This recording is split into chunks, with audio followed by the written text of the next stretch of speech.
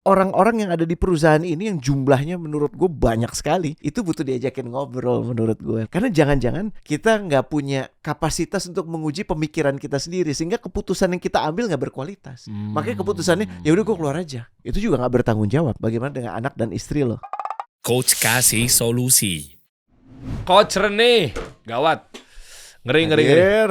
Anda ini kan selaku pengamat pengusaha atau perusahaan multinational company. Masya Allah. Karena Anda juga pernah ada Kayaknya di... berat banget.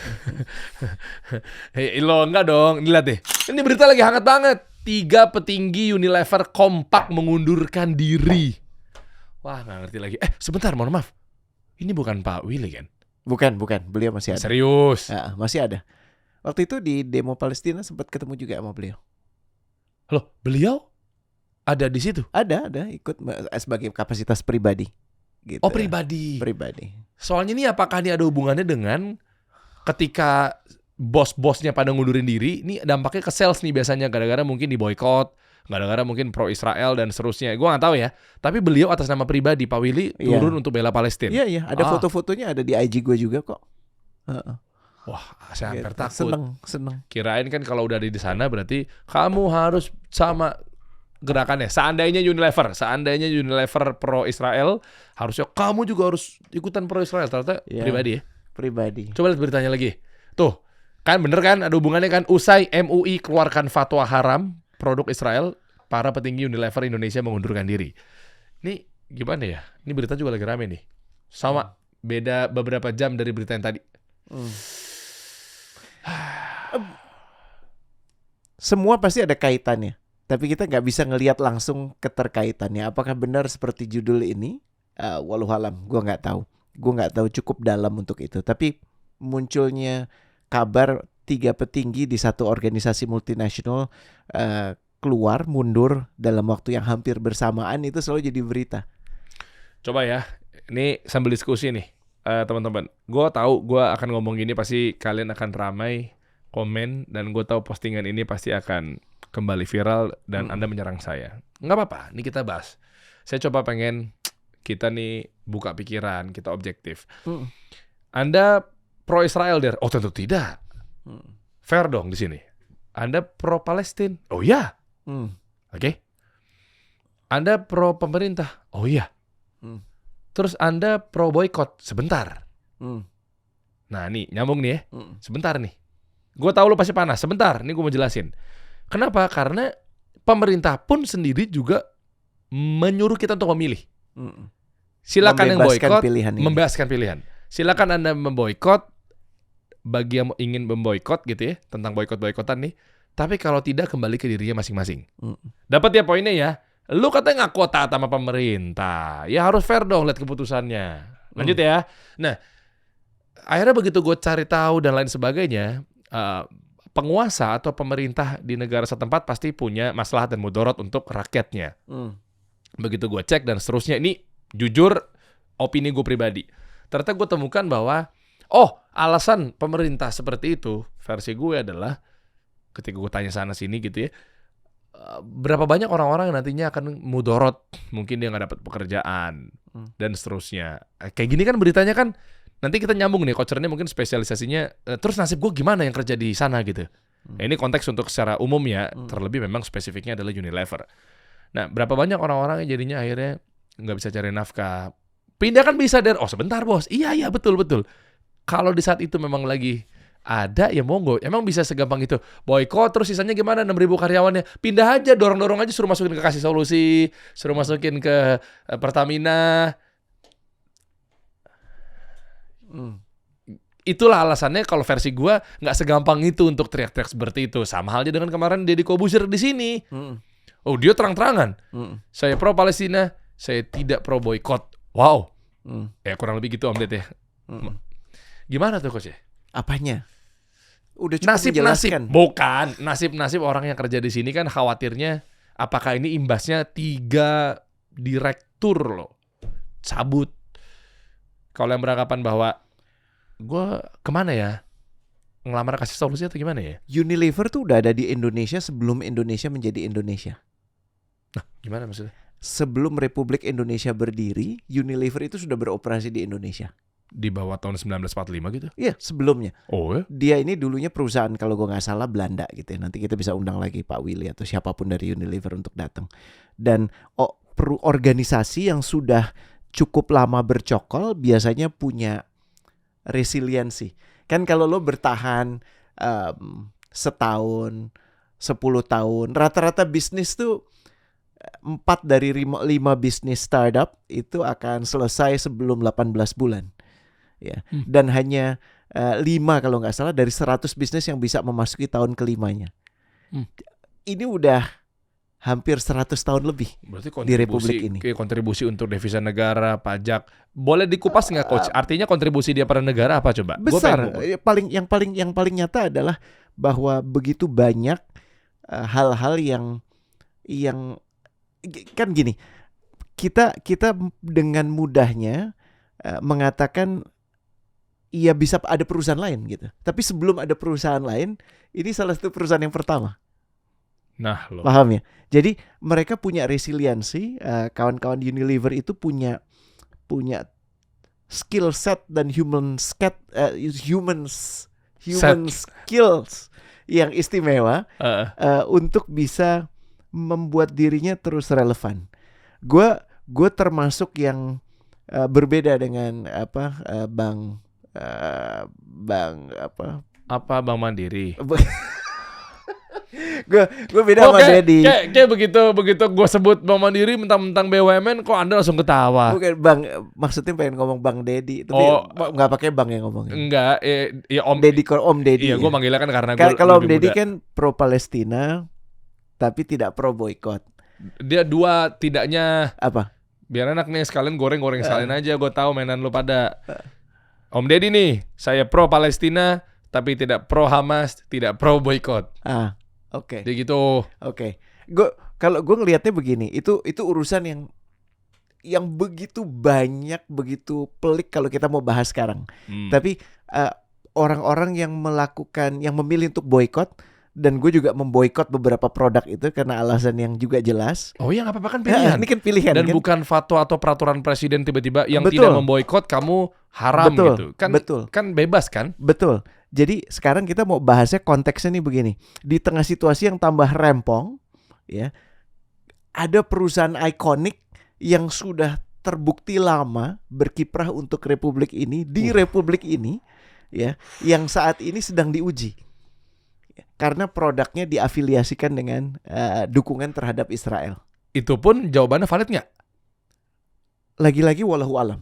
Gue belum meneliti sedalam itu, jadi gue nggak bisa mengatakan ya atau tidak.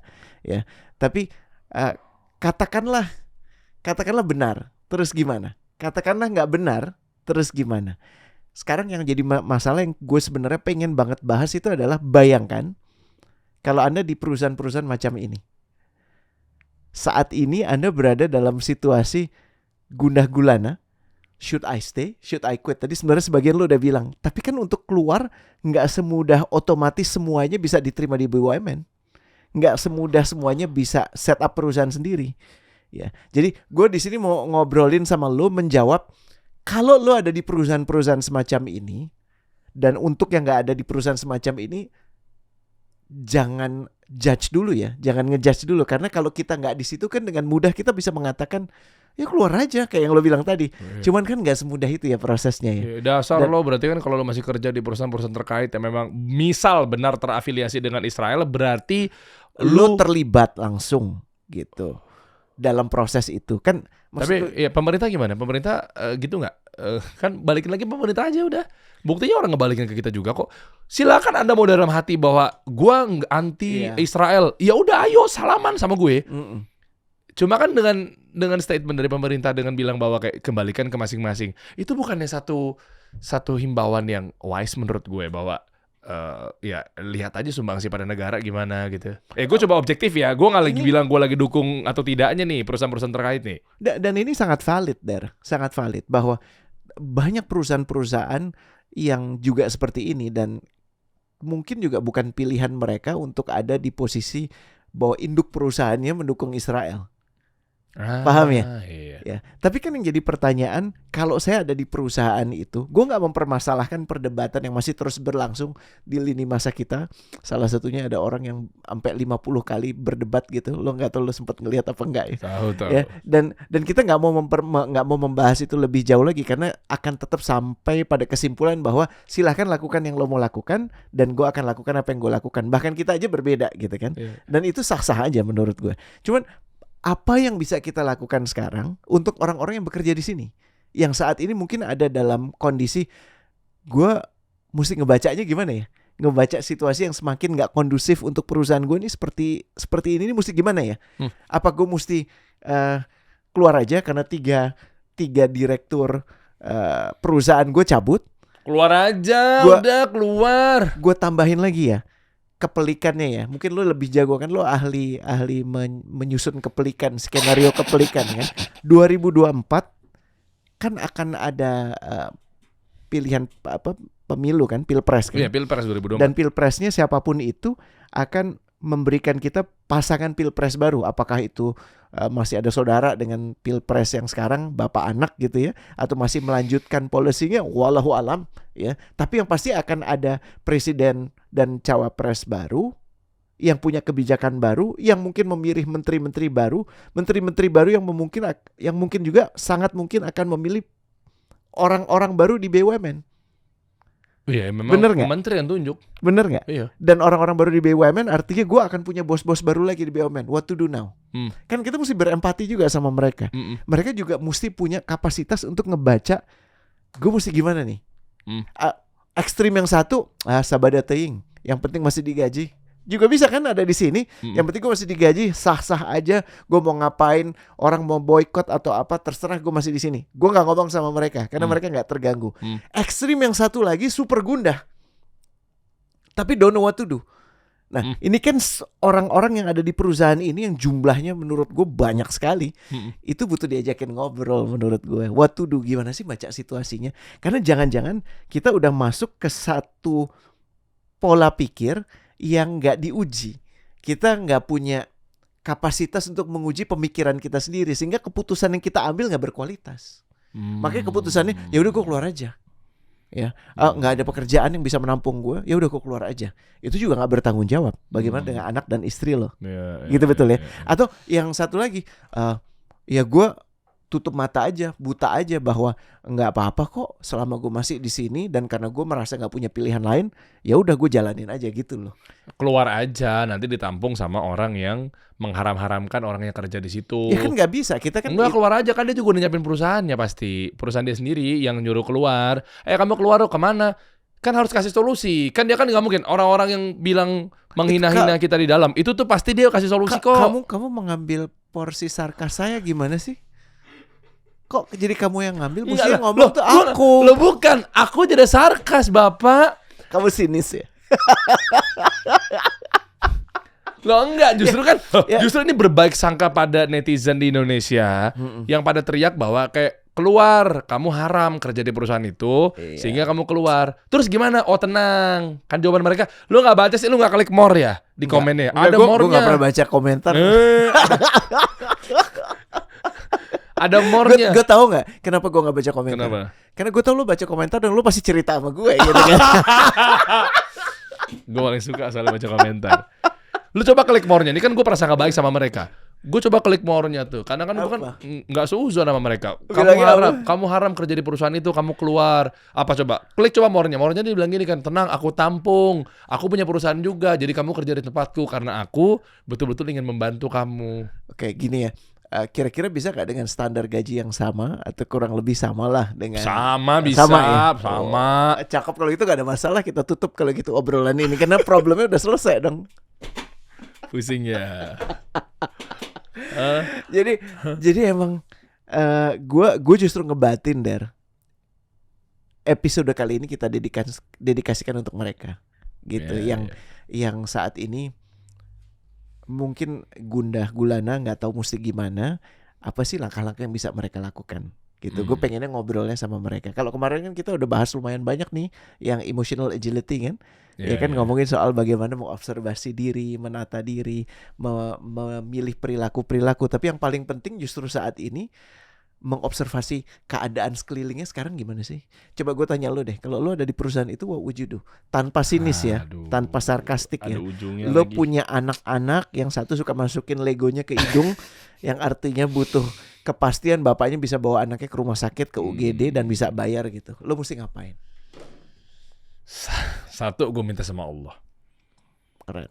Minta dulu, ya minta ya Allah berikan aku petunjuk. Pun kalau memang aku yakini bahwa di perusahaan ini adalah mungkin bukan tempat yang baik dalam tanda kutip, ya udah aku berserah padamu ya Allah, berikan aku pekerjaan yang di luar ini gitu.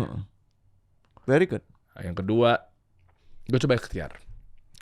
Kalau punya akses ke pemerintah, saya tanya, Pak, Anda lebih paham, Anda penguasa di negeri ini, pasti Anda menimbang yang namanya mudorot sama maslahat. Kira-kira saya sekarang kerja di perusahaan ini nih, saya harus ngapain Pak? Soalnya katanya ini terafiliasi dengan Israel misalnya. Ini contohnya global ya teman-teman ya, perusahaan apapun ya. Nah gue nanya, kalau emang jawabannya yang kami bilang itu memang bukan peraturan sih yang ditetapkan dalam undang-undang. Boykot berarti ya udah biarkan begitu saja orang-orang yang kerja. Tapi kan di situ juga balik lagi ke tadi obrolan di awal. Jadi menurutnya gimana Pak? Nah, gue hati-hatinya seperti itu. Misal dapat jawaban. Nah, baru yang ketiga, kalau emang udah dapat jawabannya tinggal diputusin aja. Kalau menurut gue harus ditambah sedikit layernya Der. Yang pertama tuh bagus banget. Layer pertama I would do the same, dan gue minta kawan-kawan juga mendengar apa yang Dery sampaikan. Minta sama Allah, bimbingan terbaik itu dari Allah. Jangan-jangan kita gak suka satu hal, ternyata hal itu baik. Atau sebaliknya, jangan-jangan kita gak suka suka banget sama satu hal padahal itu gak baik. Gitu ya. Itu kerap dalam hidup gue tuh terjadi. Dan hanya bimbingan Allah yang bisa membuat kita mampu melalui itu semua. Kejadian bahwa lo ada di perusahaan seperti ini bukan kebetulan. Dan kalau lo ada di perusahaan seperti ini, menurut gue ini waktunya untuk mengadakan bahasanya apa ya, town hall. Karena yang terpenting informasinya bukan dari pemerintah justru. Oh, dari mana ya? Dari perusahaannya. Dari petinggi-petinggi perusahaannya. Mereka harus menyampaikan secara terbuka afiliasinya bentuknya seperti apa. Karena kalau lo tanya ke pemerintah kan juga punya informasi yang terbatas tentang yang dilakukan perusahaan itu. Sementara satu hal yang paling penting adalah clarity dari organisasi itu sendiri. Dan setiap individu yang ada di perusahaan-perusahaan ini berhak untuk bertanya. Dan orang-orang yang ada di perusahaan ini juga berkewajiban, petinggi-petingginya berkewajiban menurut gue secara moral paling tidak untuk menyampaikan. Karena gue juga percaya, karena gue kenal banyak sekali orang baik yang ada di situ. Gue yakin mereka stand with Palestine, ya, yang juga dalam posisi dilematis. Bisa jadi mereka juga nggak tahu. Dan kalaupun mereka nggak tahu, mengatakan kepada publiknya, we still don't know. Ya, setahu kami tidak ada uang dari Indonesia yang ke sana, atau ada uang dari Indonesia yang ke sana, itu menjadi satu diskursus yang dibuka. Kebanyakan ini menjadi asumsi, ngerti nggak? Kita menyembunyikan fakta, kita bahkan khawatir mempunyai difficult conversation. Lo masih inget gak sih? Kan kita mau masuk. Ini pelajaran buat kita orang Indonesia, karena kita selalu menghindari konflik kan. Ini obrolan yang kemarin juga soal konflik kan. Jadi yang kita paksakan itu namanya fake harmony. Bener gak? Berapa sering kita datang ke acara keluarga, lo semua pasti juga pernah. Terus nanti nasihat dari orang tua lo atau paman lo, gak usah ngomong tentang kamu bakal milih siapa, nanti ribut. Kenapa? Paham gak? Kenapa? Maksudnya gini, asumsi bahwa setiap kali kita membicarakan perbedaan itu akan ribut, itu kan asumsi yang harus dikoreksi. Karena stigmanya begitu, senegatif itu memang. Iya, tapi akhirnya apa? Akhirnya kita melihat satu case politik itu sebagai sesuatu yang harus dijauhi, yang kotor. Kalau lo terlibat di politik, itu akan buruk buat bisnis. Itu nggak make sense buat lo. Oh, yang memang iya kan? Ya pengusaha atau perusahaan juga harus membaca peta gitu. Kita harus tahu tentang politik ketika kita misalkan dipimpin sama orang ini, bagaimana kebijakannya, that's politik gitu. Yang paling penting adalah justru begini. Harus ada keberanian untuk memulai percakapan sulit. Ini nggak cuma soal politik aja, nggak cuma soal Israel Palestina dan di mana posisi perusahaan tempat lo kerja. Ini bahkan termasuk soal hubungan dengan istri lo, iya nggak? Hubungan dengan orang tua lo, iya nggak? Kan berapa sering kita ada dihadapkan sebagai laki-laki posisi antara apa yang diinginkan oleh ibu kita berbeda dengan yang diinginkan oleh istri kita. Kan ada percakapan sulit yang kita harus lakukan. Tugas kita sebagai laki-laki kan bukan menghindar. Karena pada saat menghindar, dan gue merasakan itu, malah yang akhir terjadi meledak. Betul nggak? Letupan itu kita coba kesampingkan, kita coba pendem, kita coba nggak angkat sampai akhirnya mencapai puncaknya meledak. Gitu. Nah, menurut gue diskusi ini perlu terjadi di dalam organisasi-organisasi seperti ini, dan bisa jadi sudah terjadi. Ya kalau sudah terjadi berarti artinya itu rekomendasi yang gue baru sampaikan sudah dilakukan. Tapi lakukan dengan otentik. Masih ingat ya, orang tuh mencari believers, dan organisasi seperti Unilever salah satu organisasi terbaik untuk mencari orang-orang terbaik. Karena mereka punya proses rekrutmen, proses pengelolaan, proses memastikan bagaimana organisasi itu bekerja secara rapih. Itu salah satu showcase itu di sana. I happen to know it. I respect them so much gitu. Makanya gue ingin sekali buat yang ada di dalam bisa menimbang. Karena pada saat ada hal baik tentang perusahaan lo, sekarang ada hal tidak baik tentang perusahaan lo, itu menjadi masukan yang berbeda.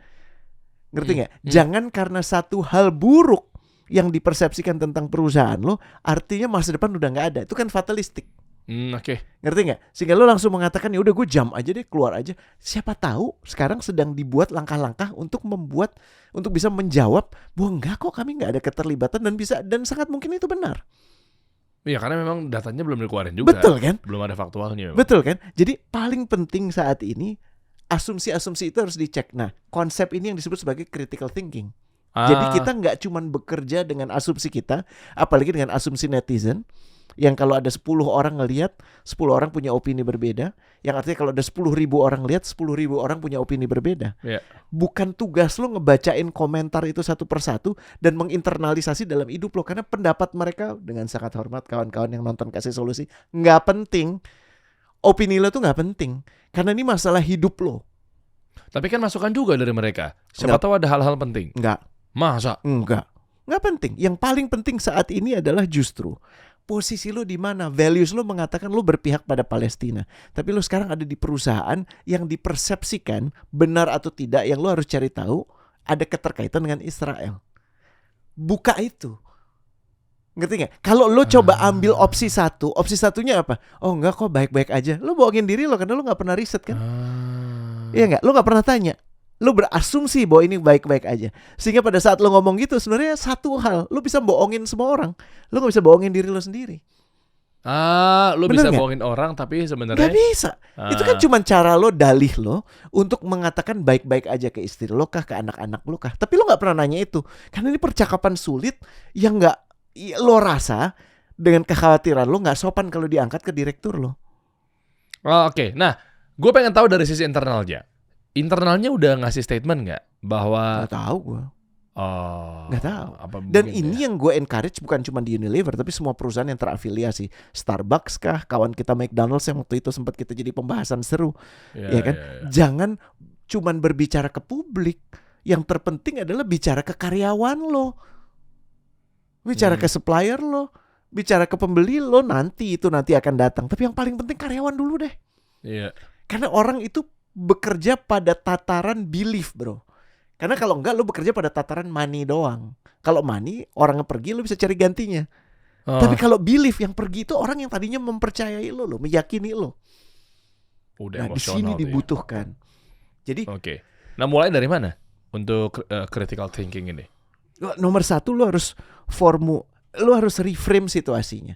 Kan kalau situasi sekarang tuh apa coba? Perusahaan gue bekerja di perusahaan yang dipersepsikan mendukung genosida Israel. Betul kan? Coba lo reframe. Gue tidak ada kebetulan ada di perusahaan ini.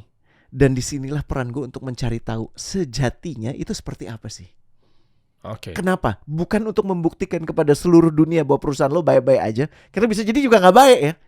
Tapi lo punya kesempatan saat ini untuk menguji value lo. Bener gak?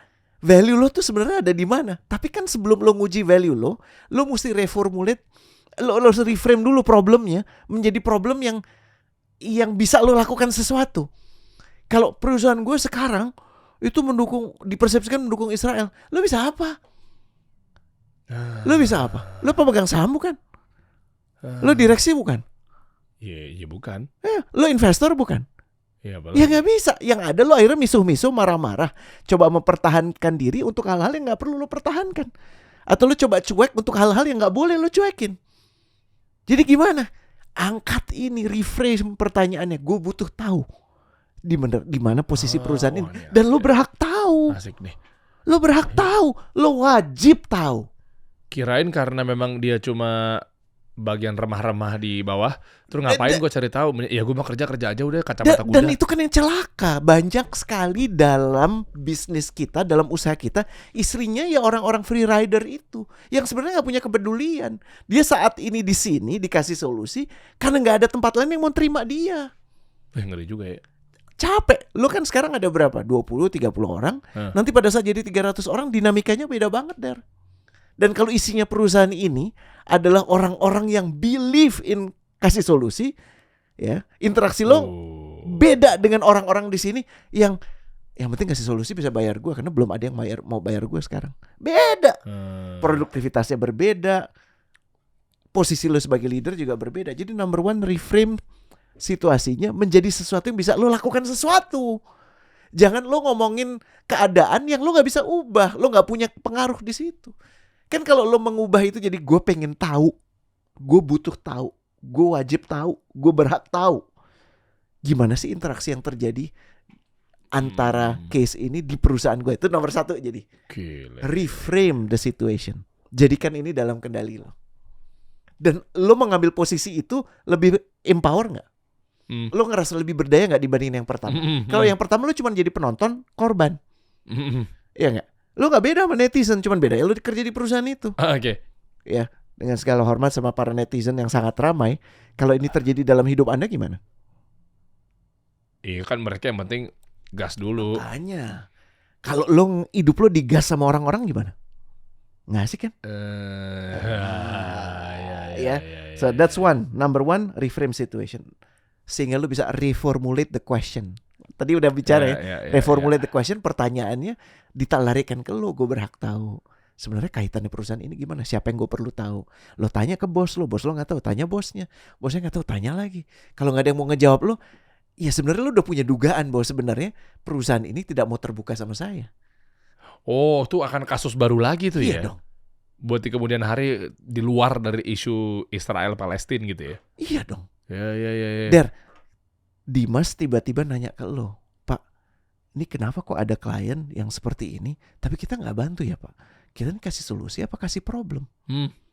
Di situ lo diuji kan? Lo bisa punya pilihan untuk bilang, Dimas, udah diam aja, lo kan mesti digaji, iya kan? Atau lo punya opsi begini, Dimas, kamu ngomong klien yang mana sih? Kok aku nggak tahu ya?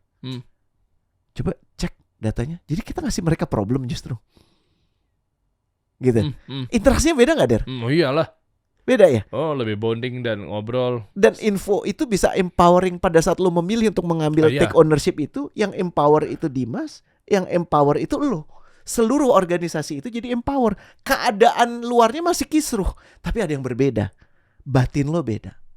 Batin lo berada dengan orang-orang yang seperjuangan. Nih, bener nih. Jadi gini teman-teman, kalau yang gue tangkap adalah mungkin lu nih sekarang lagi merasa bahwa apalah aku gitu. Iya. Apalah aku mah tuh gitu kan. Nah, sehingga lu gak berani ngomong. Nah, coba lihat deh tadi. Barusan coach Rene bilang, justru dibalik dengan lu gak bersuara, disangkanya malah perusahaan menilai kayak, oh bye-bye aja. Bye-bye aja. Atau gak peduli. Atau gak peduli. Jadi makin yakin ketika, ya mohon maaf ya, ada efisiensi harus dikerahkan, lu bisa kena. Karena kayaknya lu juga aman-aman, kayaknya lu juga kayak bodo amat ya gitu kan. Atau dibalik, lu bersuara. Dengan kasus yang tadi aja, gue jadi theater of mind gitu ya. Jadi imagine gitu bahwa, ini orang peduli amat temannya perusahaan ya. Bener gak? Dan terkait yang misalnya 2024, BUMN segala macam, ini kesempatan justru buat kawan-kawan di BUMN untuk menunjukkan keberpihakan lo. Kan pilihan lo tuh katanya untuk merah putih. Kalau untuk merah putih siapapun atasannya gak pengaruh dong. Artinya lo mesti punya persiapan. Siapapun atasannya, organisasi butuh berkiprah. Dan peluang berikutnya nih Der. Apa tuh? Setelah lo riset, Apa tuh? yang lo perlu lakukan adalah jangan-jangan asumsi lo selama ini salah. Karena asumsi lo itu didominasi oleh yang gue sebut sebagai fear, oleh ketakutan. Ntar kalau bos baru gue gimana ya? Bosnya gak sebaik yang ini gimana ya? Bosnya lebih buruk bahkan dari yang ini. Bahkan bos lo yang sekarang buruk aja lo gak punya harapan untuk lebih baik. Lo dipenuhi kekhawatiran akan datang bos yang lebih buruk lagi. Kan gila. Bener gak? Jadi mestinya gimana? Yang paling gampang saat ini adalah lo punya asumsinya yang positif. Lo pegang asumsi ini akan jadi lebih baik. Sehingga apa? Energi lo itu bersyukur, men. Orang bersyukur itu bisa ngelemesin semua urat-urat yang ada di pikirannya. Sehingga berhadapan dengan situasi apapun lo terlatih untuk ngelihat baiknya dulu. Lah kita kan diajarin begitu sama guru kita. Kaki lo kejepit. Alhamdulillah satu kaki bukan dua-duanya. Dua-dua kakinya kejepit. Alhamdulillah cuman kejepit bukan kepotong. Gila gak? Begitu banyak hal yang kita bisa pelajari. Decision yang bisa kita ambil lebih baik, tapi miss. Kenapa? Karena too noisy. Too noisy kenapa? Kita mau coba jawab semua concern orang. Akhirnya yang benar-benar penting terlewatkan. Tuh. Catat, yang benar-benar penting terlewatkan. Gue coba ukur ya. Misal, kita nih ada dalam satu perusahaan. Berarti kan yang di sekitar tuh penting kan. Nah, tapi kita sibuk. Kalau gue bikin perusahaan baru lagi gimana ya? Contoh, udah lagi ngebangun nih kasih solusi, banyak yang penting, ya kan ada timnya, ada Dimas, Aldan dan seterusnya gitu kan. Nah, cuma berpikir bahwa kita ini lagi chaos misalnya, lagi cash flow-nya babak belur, brand-brand juga makin sedikit kesini dan seterusnya. Nah, tapi di situ berpikir bahwa ya udah gini aja, untuk cepat naikin omset, datengin duit, gue bikin perusahaan baru lagi aja. Yang nantinya keuntungan dari perusahaan baru akan untuk bantu perusahaannya. Nah, itu kan banyak yang kaju. Tapi kalau gue rasa kan yang terpenting kan lagi yang ada di sekitar. Kenapa jadi malah kita fokus buat satu perusahaan baru? Yang ada malah jadi nambah masalah. Yang ada malah bukannya istilahnya malah kita jadinya rata, mungkin sehat dan seterusnya. Malah ngurusin masalah baru lagi. Ya gak sih? Ini kan sebenarnya sama dengan yang kita baru alami dengan tubuh baru kita yang lo 32 kilo lebih ringan, gue 8 kilo, 8,5 kilo lebih ringan. Oh, kurusan, ya, oke. Perhatikan gak sih? Ya, ada yang berbeda dari kami berdua. Asik. Coba tolong ambil foto pertama kali ketemu dengan foto sekarang. Asik. So gak ada sih yang banding before after gitu. Tapi sekarang gini, kita dalam kondisi, lo masih ingat gak? Kondisi lo 38 kg lebih berat dari sekarang. Oh iya iyalah. Kondisi gue 20 kg lebih berat dari sekarang. Terus tiba-tiba dapat email masuk. Email masuknya bilang gini, dalam 1 minggu berat badan ideal tercapai. Oke. Menarik ya? Menarik kan? Dan lo lagi ambil makan sate padang lo yang jumlahnya seabrek itu. Karena nafas lo juga udah karena email satu itu lo langsung klik kan. Terus klik kan. Terus lo mau langsung ngambil paketnya kan. Dan di situ ditulis 38 juta untuk kurang 38 kilo. Cakep. Cucok 1 juta per kilo gue hilang. Betul kan? Tapi lo lupa satu pertanyaan penting. Apa tuh? Yang lo pentingin sebenarnya, lo menjadi lebih sehat kah? Ya, atau lo menjadi tampak ideal secepat yang dijanjikan. Paham ya? Ini kan manusia-manusia seperti lo kan, Mr. Clickbait itu kan, yang jago-jago banget kan, bikin orang jadi tergoda untuk satu hal yang sebenarnya lo harus uji lagi. Wait. Dia bilang gue kudu bayar 38 juta. 38 juta kalau gue alokasikan ke sini enak sih. 38 kilogram lebih ringan, 1 juta sekilo. Tapi kenapa dia ngomong gitu? Apa yang diharapkan dari gue ya? Jangan-jangan dia ngarepin bukan sehatnya gue, tapi uang gue. Uangnya. Dan kira-kira turun 1 pekan kalau gue riset di Google memungkinkan gak? Oh ya. Bener gak? Terus lo akan ngelihat itu bisa punya efek berbahaya buat jantung dan segala macam. Oh, jadi yang tadi mengatakan yes, sign up now, itu ego gue. Karena gue ingin dilihat ringan, gue ingin dilihat ke berat badan ideal. Tapi gue lupa ada prosesnya. Paham ya? Lo perhatiin nggak? Oke. Paham Oke. bedanya ya? Iya. Terkesan sama. Kan tadi kan case lo, kalau kita bikin perusahaan nanti akan berhasil untuk menutup kerugian perusahaan yang ini. Lo lupa satu hal yang penting. Ngelola satu perusahaan yang ini aja belum beres, lo mau buka perusahaan yang satu lagi. Ada peluang untung nggak? Ada. Tapi ada peluang rugi nggak? Besar. Iya. Nah, ini yang disebut sebagai critical thinking. Jadi lo nggak disetir sama statement-statement yang kayaknya tuh. Gue tinggal nunggu nih Derry sama Israel. Gimana nih Derry sama Israel. Paham ya? Dan lo akan belajar ngelihat dari point of view orang. Bahkan itu berempati, oh nih orang lagi cari duit sebenarnya, dia ngomong gini nih. Paham ya? Tapi bukan untuk gue kali ini. Nah, demikian lo mesti alokasikan juga critical thinking yang sama untuk perusahaan lo, untuk teman-teman lo. Bukan untuk menjadikan lo, kan kalau dengar critical tuh kayaknya negatif ya. Iya. Tapi memang esensinya adalah faktual, melihat negatif sebagai negatif, positif sebagai positif. Itu critical. Jadi kita nggak sibuk bohongin diri kita. Oke, jadi ketika ada tulisan saran dan kritik tuh kadang gue tuh kayak ya Allah, gue dikritik nih. Ya reject kan? Meskipun oke gitu ya, silakan Anda kritik, tapi langsung ya alam bawah sadar langsung bilang bahwa menolak. Karena kita pada prinsipnya nggak suka ditolak, nggak suka susah, pengennya mudah. Tapi kan dikembalikan lagi. Begitu banyak hal yang kita pikir jelek, tuh, buruk, tapi ternyata sangat baik. Gitu. Dan kejadian ini menurut gue punya peluang untuk menjadikan bukan cuma orang-orang yang bekerja di situ, tapi perusahaan ini menjadi lebih baik dalam mendefinisikan dirinya. Dunia ini lagi berproses. Gue ngelihatnya sih begini. Di antara chaos yang terjadi, ini proses memisahkan antara orang-orang yang waras, orang-orang yang ingin menjadikan lebih baik ketimbang orang-orang yang cuma ingin memunculkan lebih banyak lagi kekacauan. Dan semoga kita menjadi pihak-pihak yang senantiasa memunculkan kebaikan, jadi lebih baik lagi. Itu sih. Itu tuh ini cocok banget buat Baskoro Adi Wiono. Coach Rene bagaimana mengatasi ketidaknyamanan berkonflik. Good konflik sekalipun, saya cenderung mengedepankan harmoni soalnya. Masya Allah, Mas Baskoro. Makasih banget. Justru di sini kalau kita udah punya asumsi konflik itu buruk. Masih ingat ya tadi ya, difficult conversation itu dibutuhkan untuk justru mendapatkan harmoni yang lebih sejati. Gue sepakat dengan harmoninya, tapi jangan-jangan atas nama harmoni, kalau perlu fake harmoni gak apa-apa deh. Itu kan yang berbahaya. Karena fake harmoni itu akan memunculkan perpecahan, kerusuhan, kehebohan yang jauh lebih besar di masa depan. Jadi lebih baik, gue kasih ilustrasi yang tepat apa ya Der ya? Nah, apa sih kerusuhan, chaos, apa sih demonstrasi, apa sih? Bukan itu, gue cuma mau memunculkan gini, sebelum menjadi lebih buruk, lebih baik dituntaskan sekarang. Paham ya? Kalau lo bereskan sekarang, susahnya sekarang, tapi selesai.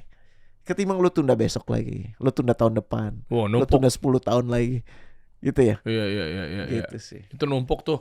Nih, buat teman-teman, coba mungkin kita ajak mereka komen kali ya. Ya, kita gue mau minta tahu. lo, kalau lo ada di perusahaan-perusahaan ini, boleh lo sebut namanya, boleh enggak. Ya, setelah mendengar ini, apa yang lo mau lakukan? Berbagi sama kita.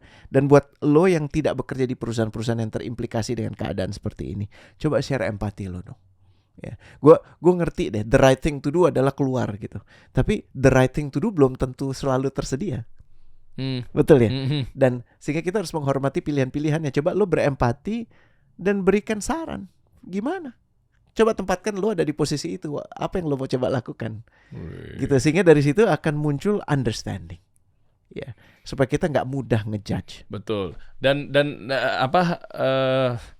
ketika memang ternyata nih misal mereka pengen keluar, tapi memang dalam hatinya ya kan ada proses ya, ada proses mereka ikhtiar dulu.